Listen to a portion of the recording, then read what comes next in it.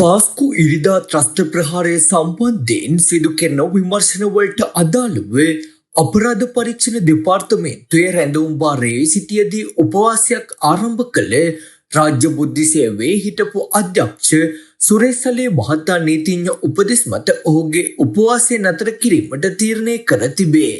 ඔහු උපවාසය ආරම්භ කිරීමෙන් අනතුරුව මේ වන විටත් කොළඹ ජාතික රෝහලේ ප්‍රතිකාර ලබමින් සිටී.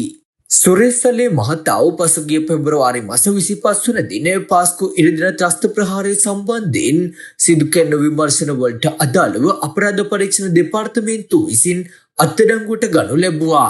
ඉන් අනතුරුව ඔහුව පැය 72ක් අපරාධ පරීක්ෂණ දෙපාර්තමේන්තුවේ රැඳවුම් භාරයේ නියෝග මත ප්‍රශ්න කිරීම ආරම්භ කරන ලදී. තමා සම්බන්ධයෙන් සිදු කෙරෙන විමර්ශන වලින් අපරාධ පරීක්ෂණ දෙපාර්තමේන්තුවේ අධ්‍යක්ෂකවරයා ඉවත් කරන ලෙසත් රඳවා තබා ඇති ස්ථානය වෙනස් කරන ලෙසත් ඉල්ලමින් සුරේසලේ මහතා පසුගියදා ආහාර වර්ජනය කරමින් උපවාසයක් ආරම්භ කරන ලදී.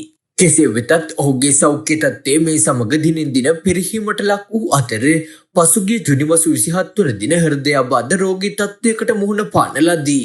මේ වන විටත් සුරේසලේ කොළඹ ජාතික රෝහලේ හෘද රෝග ඒකකයේ ප්‍රතිකාර ලබමින් සිටී.